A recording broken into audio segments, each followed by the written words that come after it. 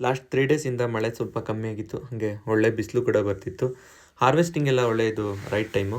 ಹಾಗೆ ನಾವು ತೋಟ ಎಲ್ಲನೂ ಸ್ವಲ್ಪ ಕ್ಲೀನ್ ಮಾಡ್ಕೊಳ್ಳೋಣ ಅಂದ್ಬಿಟ್ಟು ಅಲ್ಲಿ ಬಿದ್ದಿರೋ ಅಡಿಕೆ ಪಟ್ಟೆನೆಲ್ಲ ನಾನು ಒಂದು ಕಡೆ ತೆಗೆದಿಡ್ತಿದ್ದೆ.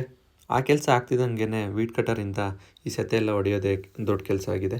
ಹಾಗಾಗಿ ಅದನ್ನೆಲ್ಲ ನೀಟಾಗಿ ವೀಡ್ ಕಟರಿಂದನೇ ಹೊಡೆದಿದ್ದೀವಿ. ಏನಕ್ಕೆ ಅಂತ ಅಂದರೆ ಇವಾಗ ಅಡಿಕೆ ಕೊಯ್ಲನ್ನ ಸ್ಟಾರ್ಟ್ ಮಾಡ್ಕೋಬೇಕು. ಅದು ಬಿದ್ದಿರೋ ಅಡಿಕೆ ಎಲ್ಲ ಆಯ್ಬೇಕಂತ ಅಂದರೆ ನೀಟಾಗಿ ತೋಟನ ರೆಡಿ ಮಾಡ್ಕೋಬೇಕು. ಹಾಗಾಗಿ ನಾವು ಆ ಕೆಲಸನ ಮೊದಲಿಗೆ ಮುಗಿಸ್ಕೊಳ್ತಾ ಇದ್ವಿ.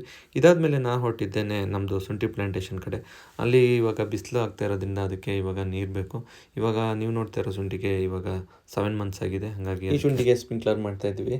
ಒಂದು ಖುಷಿ ಏನಪ್ಪ ಅಂತ ಅಂದರೆ ಲಾಸ್ಟ್ 1 ಮಂತಿಂದನೂ ಶುಂಠಿ ರೇಟು ಅಪ್ಪಾಗೇ ಇದೆ. ಈ ರೇಟು ರಿವರ್ಸ್ ಆಗಲ್ಲ ಅನ್ನೋ ಥರ ಕಾಣ್ತಿದ್ದೆ. ಹಾಗೆ ಇದೇ ಥರ ಒಳ್ಳೆ ರೈಟ್ ಇದ್ದರೆ ತುಂಬಾ ಖುಷಿ ಇದೆ ಶುಂಠಿ ಬೆಳೆದಿರೋರಿಗೆಲ್ಲರಿಗೂ.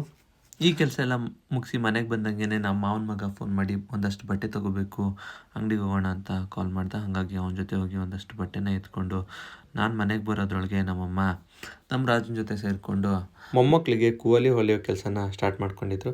ಹಾಗೆ ನಾನು ಬಂದು ನಮ್ಮ ಅಮ್ಮನ ಜೊತೆ ಒಂದಷ್ಟು ಹೆಲ್ಪ್ ಮಾಡಿಕೊಂಡು ಈ ವಿಡಿಯೋನ ಇಲ್ಲಿಗೆ ಎಂಡ್ ಮಾಡ್ತಾಯಿದ್ದೀನಿ. Thank you for watching.